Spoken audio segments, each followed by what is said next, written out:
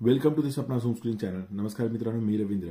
आज आपण इयत्ता 9वीचा हिंदी विषयाचा घटक संच कसोटी दुसरीचा पेपर पाहणार आहोत. ओके मित्रांनो, तुम्हाला 9वीचे जर इतरही विषयांचे पेपर पाहायचे असतील तर तुम्ही खाली डिस्क्रिप्शनमध्ये जी प्लेलिस्टची लिंक दिली आहे त्या लिंकवरती क्लिक करून तुम्ही पाहू शकता.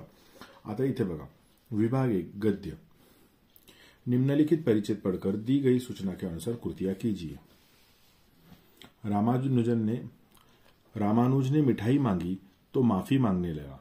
चाचा जी, बड़ा शर्मिंदा हूं, कल 3-4 मित्र आ गए थे, बाजार जाने का मौका न मिला, आपकी मिठाई से काम चला लिया. फिर मैं आप और अपने में कोई भेद नहीं मानता. ये शब्द उन्हीं के थे जब वे मिठाई रखने आए थे. साग लेने चक्रवर्ती आए तो लाचारी दिखाई. भाई, तुम्हें तो पता है कल कैसी धुआंधार बारिश थी. पत्नी बोली, जब घर में साग रखा है तब भीगने से क्या फायदा, जैसा उन्होंने खाया वैसा हमने.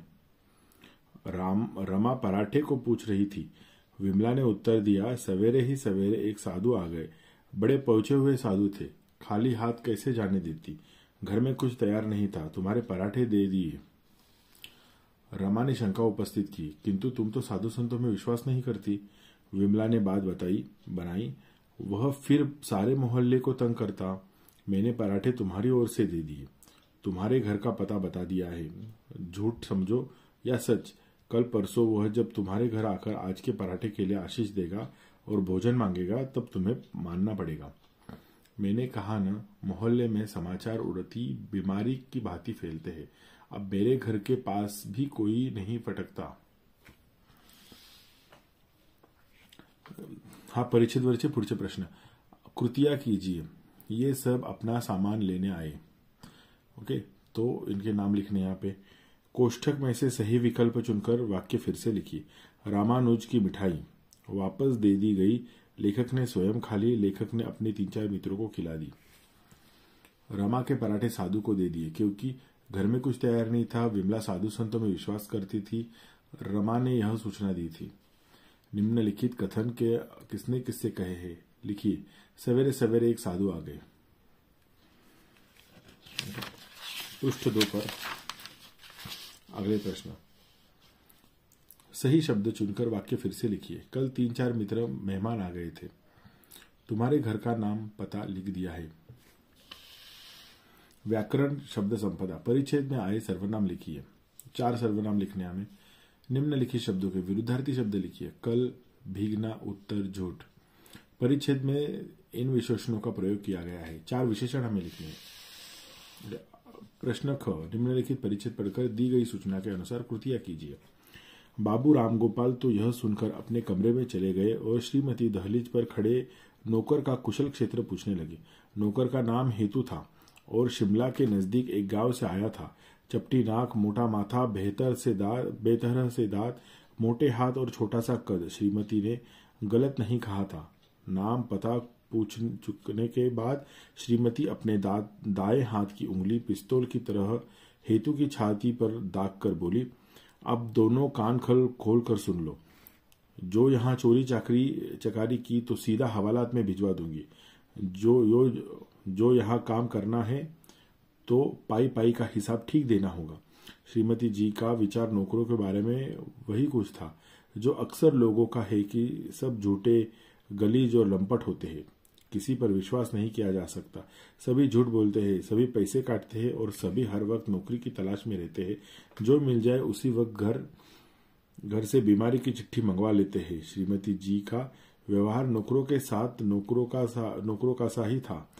यो भी घर में उनकी हुकूमत थी. जब उन्हें पतिदेव पर गुस्सा आता तो अंग्रेजी में बात करती और जब नौकर पर गुस्सा तो गालियों में बात करती. दोनों की लगाम खींचकर रखती. उनकी तेज नजर पलंग पर बैठे बैठे भी नौकरों के हर काम की जानकारी रखती थी. नौकर ने कितना घी इस्तेमाल किया, कितनी रोटियां निगल गया है, अपनी चाय में कितने चम्मच चीनी उड़ेली है. जासूसी नॉवेल की शिक्षा के फलस्वरूप उन्हें नौकरों की हर क्रिया में षड्यंत्र नजर आता था. पृष्ठ 3 पर इस परिच्छेद के सवाल देखिए. अभी आकृति पूर्ण कीजिए. श्रीमती की विशेषताएं. 2 विशेषताएं लिखने. श्रीमती के नौकरों के बारे में 2 विचार यहाँ पर लिखने हैं. अगला सवाल, श्रीमती टिम्ब पर खड़ी होकर नौकरों का कुशल क्षेत्र पूछने लगी। परिच्छेद से एक मुहावरा ढूंढकर उसका अर्थ बताकर वाक्य में प्रयोग कीजिए। परिच्छेद में प्रयुक्त विराम चिन्ह चुनकर उसके नाम लिखिए, क्योंकि विराम चिन्ह लिखने और उनके नाम भी लिखने हमें। ओके, पद्य विभाग।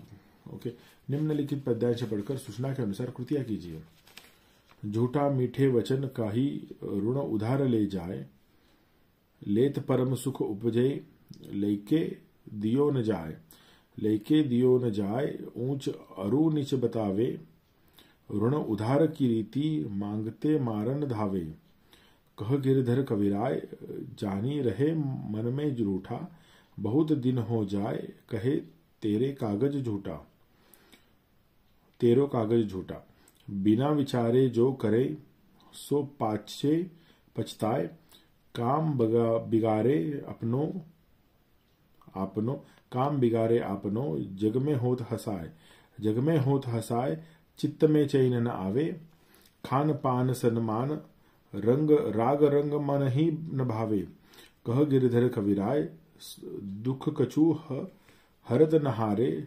खटकत है जिया माही, कियो जो बिना विचारे। आकृति पूर्ण कीजिए।